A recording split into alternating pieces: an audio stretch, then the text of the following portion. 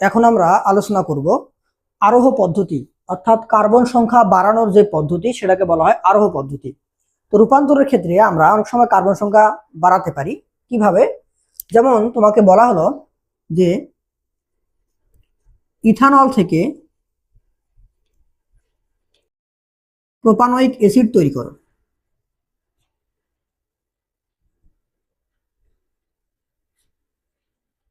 Propanoic acid,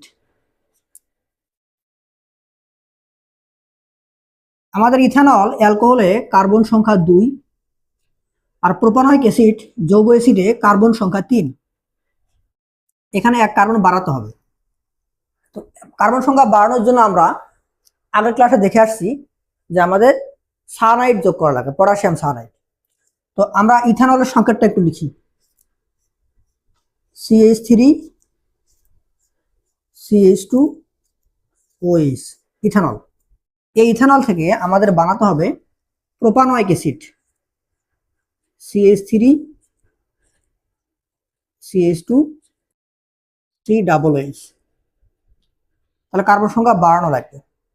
তো carbon সংখ্যা বাড়ানোর জন্য আমরা পটাশিয়াম সায়ানাইড যোগ করব, কিন্তু অ্যালকোহলের সাথে পটাশিয়াম সায়ানাইড যোগ করা যায় না। পটাশিয়াম সায়ানাইড অ্যালকাইল হ্যালাইডের সাথে যোগ করা যায়। তাই আমরা প্রথমে এই অ্যালকোহল থেকে আমরা একটা অ্যালকাইল হ্যালাইড বানাবো।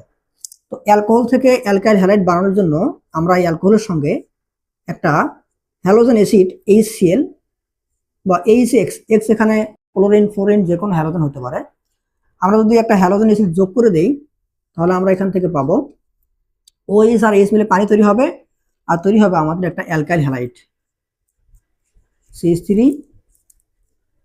CH2 আর X, আর H এবং OH এটা পানি তৈরি করবে, H2O। আমরা এই অ্যালকাইল হ্যালাইডের সাথে এখন সায়ানাইড যোগ করতে পারবো, CH3 CH2 X plus potassium cyanide.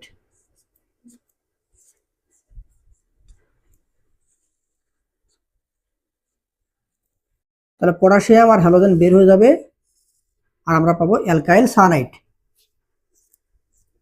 CH3 CH2 CN plus KX। তো আমাদের কিন্তু এখানেই কার্বন সংখ্যা বেড়ে গেছে। কিভাবে? অ্যালকোহলে কার্বন সংখ্যা 2 ছিল, আর আমরা যে অ্যালকাইল সায়ানাইড তৈরি করলাম সেখানে কার্বন সংখ্যা 3 হয়ে গেছে। এখন এই অ্যালকাইল সায়ানাইড থেকে আমরা কিন্তু খুব সহজেই আমাদের কাঙ্ক্ষিত যে 3 কার্বনের যৌগ অ্যাসিড প্রোপানয়িক অ্যাসিড তৈরি করতে পারবো। আমরা জানি অ্যালকাইল সায়ানাইডের অ্যাসিড হাইড্রোলাইসিসের মাধ্যমে যৌগ অ্যাসিড তৈরি হয়। তাহলে আমরা অ্যালকাইল সায়ানাইডকে এখন অ্যাসিড হাইড্রোলাইসিস বিক্রিয়া দিব, CH3 CH2 CN। Acid hydrolysis মানে হলো অ্যাসিডের উপস্থিতিতে পানির সাথে বিক্রিয়া, যেখানে আমাদের অ্যাসিড প্রভাবক হিসেবে কাজ করে। তাহলে আমরা পাবো CH3 CH2 COOH, আর নাইট্রোজেন তৈরি করবে অ্যামোনিয়া। এটা গৌণ উৎপাদ, না লিখলেও কোনো সমস্যা নাই। এখন যদি বলা হতো যে ইথানল থেকে প্রোপানয়িক অ্যাসিড না, আমাদের বলছে যে N অ্যামিনো প্রোপেন তৈরি করে, একটা অ্যামিন তৈরি করে 3 কার্বনের একটা অ্যামিন তৈরি করতে বলছে। তো আমরা কি করব? ওই ইথানল থেকে আবার অ্যালকাইল হ্যালাইড বানাবো, অ্যালকাইল হ্যালাইডের সাথে পটাশিয়াম সায়ানাইড যোগ করে আমরা অ্যালকাইল সায়ানাইড বানাবো। এখন আমরা জানি অ্যালকাইল সায়ানাইডকে আমরা যদি বিজারণ করি জাইমান হাইড্রোজেনের উপস্থিতিতে, যেখানে জাইমান হাইড্রোজেনটা একটা বিজারক পদার্থ থেকে আসবে, তাহলে আমাদের এই অ্যালকাইল সায়ানাইড অ্যামিনে পরিণত হবে। তাহলে আমরা অ্যালকাইল সায়ানাইড CH3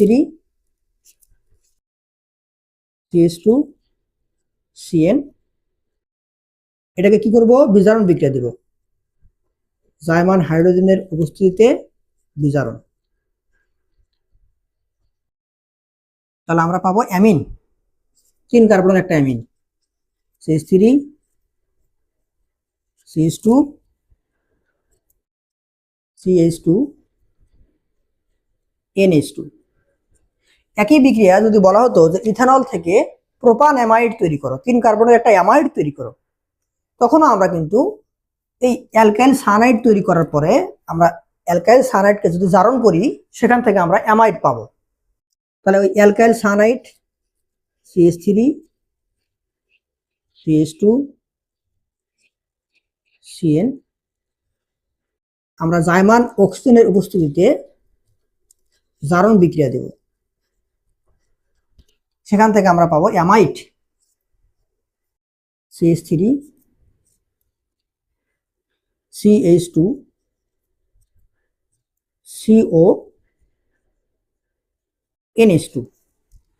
তাহলে আমরা 2 কার্বন থেকে 3 কার্বনের যৌগ অ্যাসিড আবার অ্যামিন অ্যামাইড খুব সহজেই তৈরি করতে পারবো। তাহলে আমাদের মাথায় রাখতে হবে আরোহ পদ্ধতিতে বা কার্বন সংখ্যা বাড়ানোর জন্য আমাদের অবশ্যই একটা সায়ানাইড যোগ করতে হবে। এখন সায়ানাইড যোগ করার জন্য আমাদের অ্যালকাইল হ্যালাইড বানাতে হবে। তাহলে আমরা প্রথমে যদি অ্যালকোহল দেওয়া থাকে সেখান থেকে আমরা অ্যালকাইল হ্যালাইড বানাবো। অ্যালকাইল হ্যালাইডের সাথে পটাশিয়াম সায়ানাইড যোগ করলে আমাদের কাঙ্ক্ষিত অ্যালকাইল সায়ানাইড তৈরি হবে, যেখানে কার্বন সংখ্যা একটা বেড়ে যাবে। এবং এই অ্যালকাইল সায়ানাইডকে আমরা যদি অ্যাসিড হাইড্রোলাইসিস করি সেখান থেকে পাবো 3 কার্বনের যৌগ অ্যাসিড। আবার যদি আমরা বিজারণ করি জার্মান হাইড্রোজেনের উপস্থিতিতে তাহলে আমরা পাবো অ্যামিন, যেখানে কার্বন সংখ্যা একটা বেড়ে যাবে। এবং যদি আমরা জার্মান অক্সিজেনের সাথে জারণ বিক্রিয়া দেই সেখান থেকে আমরা পাবো অ্যামাইড। এই প্রত্যেকটা উৎপাদে কার্বন সংখ্যা আমাদের প্রাথমিক যৌগটা দেওয়া ছিল সেখান থেকে একটা করে বেড়ে যাবে। এটাই হলো আমাদের আরোহ পদ্ধতি। পরীক্ষার সময় এই আরোহ পদ্ধতি, এই সায়ানাইড প্রতিস্থাপনের বিক্রিয়াটা খুবই গুরুত্বপূর্ণ ভূমিকা পালন করবে। আমরা যদি এটা মাথায় রাখতে পারি আমরা খুব সহজেই একটা যৌগ থেকে আরেকটা যৌগে রূপান্তর করতে পারবো।